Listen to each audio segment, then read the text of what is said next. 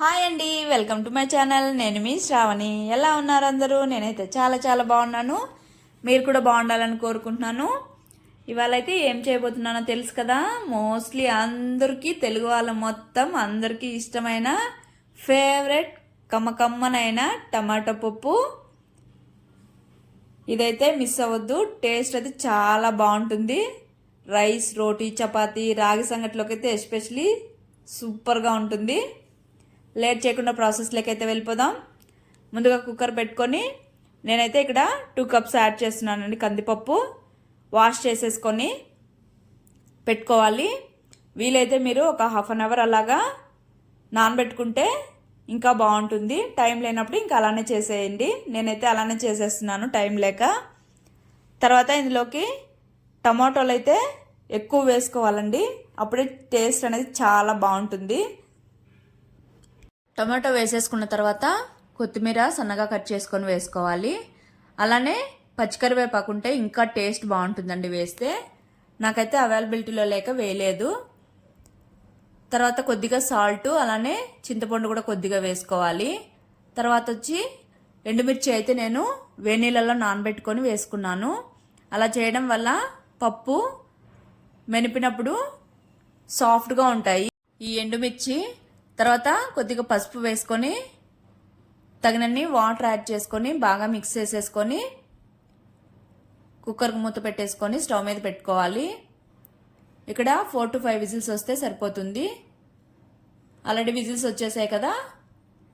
అది స్టీమ్ వెళ్ళిపోయేలోపు మనము పోపు పెట్టుకుందాం. స్టవ్ మీద పాన్ పెట్టుకొని ఆయిల్ వేసుకోవాలి.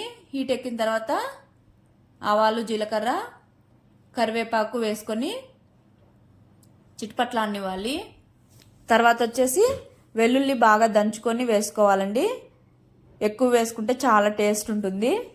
వేసుకొని మంచిగా కలర్ వచ్చేంత వరకు ఫ్రై చేసుకోవాలి. ఫ్రై అయిన తర్వాత ఆనియన్స్ కూడా సన్నగా పొడవుగా కట్ చేసుకొని వేసుకోవాలి. ఇది కూడా లో ఫ్లేమ్లో మంచిగా దోరగా వేయించుకోవాలి. వేగిన తర్వాత ఇందులోకి కొద్దిగా సాల్ట్ వేసుకోవాలి. ఇలా సాల్ట్ వేయడం వల్ల ఆనియన్స్ కూడా టేస్ట్ ఉంటాయండి, లేదంటే చప్పగా ఉంటాయి కర్రీలో. కాబట్టి ఆనియన్స్ వేసిన తర్వాత కొద్దిగా సాల్ట్ అనేది యాడ్ చేసుకోండి ఏ కర్రీకైనా.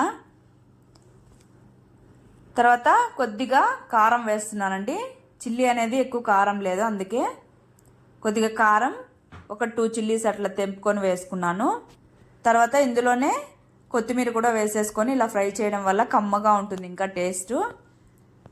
ఒకసారి ఫ్రై చేసిన తర్వాత మనము ఎనిపి పెట్టుకున్నాం కదండి, పప్పు వేసేసుకున్నాను. అంతా వేసేసుకొని అందులో వంపి పెట్టిన వాటర్ కూడా వేసేసుకొని ఒకసారి బాగా మిక్స్ చేసేసుకోవాలి. ఈ టమాటో పప్పు అనేది మరి పేస్ట్ లాగా కాకుండా ఇలాగా పప్పుగా ఉంటే టేస్ట్ బాగుంటుందండి. తర్వాత 2 minutes అలాగా బాయిల్ అయితే సరిపోతుంది. ఎక్కువ అంటే కుక్ అవ్వాల్సిన అవసరం కూడా లేదు. అంతే అండి. స్టవ్ ఆపేసేసి సర్వ్ చేసేసుకోవడమే. చాలా కమ్మగా ఉంటుందండి ఈ పప్పు అయితే. ఎందులోకైనా చాలా బాగుంటుంది. తప్పకుండా ట్రై చేసి మీకు ఎలా వచ్చిందో కామెంట్ చేయండి. ఇదైతే అందరికీ తెలిసే ఉంటుంది. తెలియని వాళ్ళైతే ట్రై చేసి కామెంట్ చేయండి. Okay, bye, take care, thank you.